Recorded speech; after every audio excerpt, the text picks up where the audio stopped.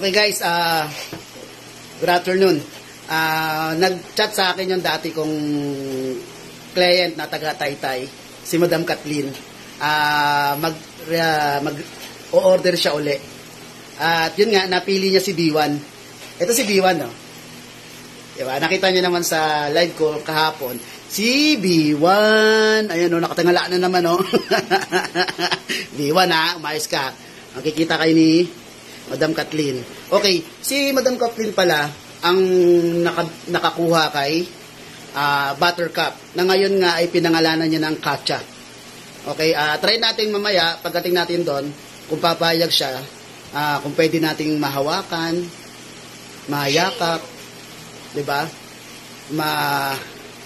Ma-picturean or ma-videohan na rin kung papayag si Madam Kathleen. Papakita ko sa inyo yung picture ni Ma'am Kathleen noong time na na binigay ko sa kanya si Buttercup.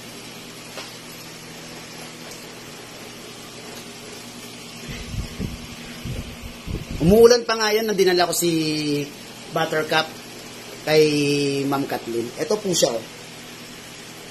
Malino po ba? Yan, medyo malabo. Pasensya na po. Hindi natin nakita.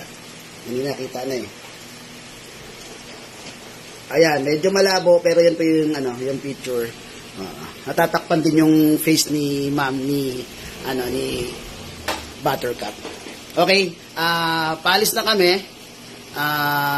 Madam, pakihintay na lang po kami diyan, Madam Kathleen. At gusto ko rin makita si Buttercup. Okay? Update ko kayo pag nandun na ako. Okay? Peace. Yan, Madam, si B1. Ayan, ang galaw ng galaw yung buhok niya, oh. Ay, buhok niya, yung buntot niya, Madam. Diba?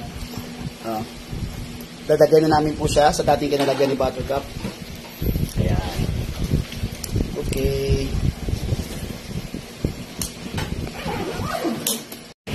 Ilabas ko muna si B1. Dito na kami sa Imandangan. Malapit na sa YouTube. Si B1, oh. Oh, nakatingala sa akin, oh. Nakatingala.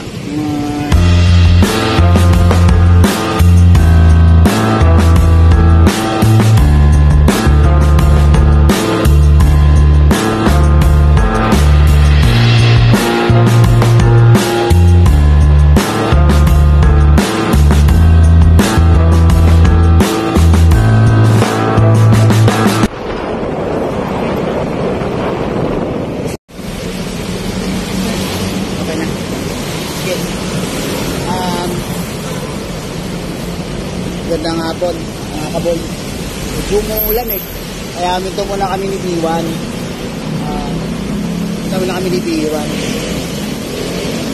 Umuulan kasi. Hindi naman tayo nagmamadali. Kaya okay lang to. Lagi ko siya nakatingala sa akin. Talaga yung mo, maldibisyo mo na tumingala.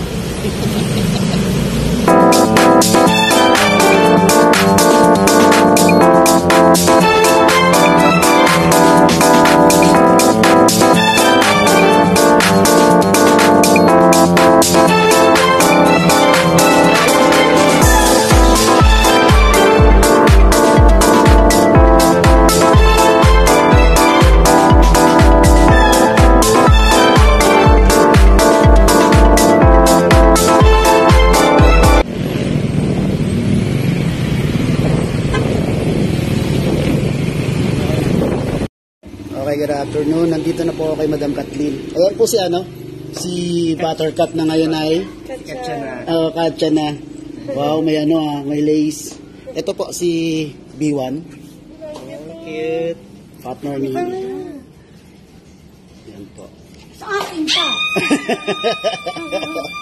Ayan po sila. Pakibigyan. Misis ko po. Tatlo na pala yung papi nyo, no? Ano pangalan po ng isa? Si Charlie. Charlie. Pero wala pa siya ng...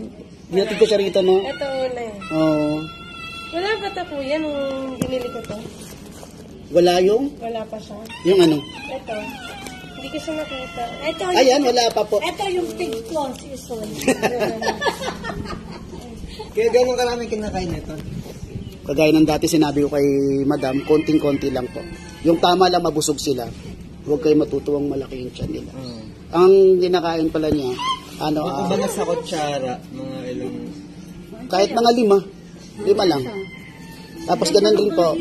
Ayun, si Madam, dalawa na. Si Buttercup, saka si B1.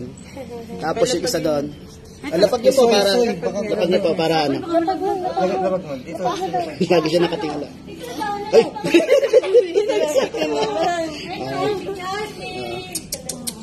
Ayan po si Charlie. Yung bantot niyo. Lalaki rin po ba yan?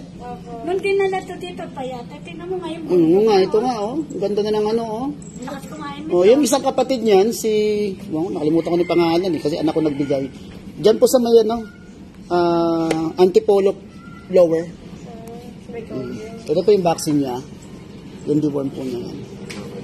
Kompleto na itong deworm niya. Okay na po yung deworm niya kahit paano. Wala naman lumalabas na bulate, okay na po yan.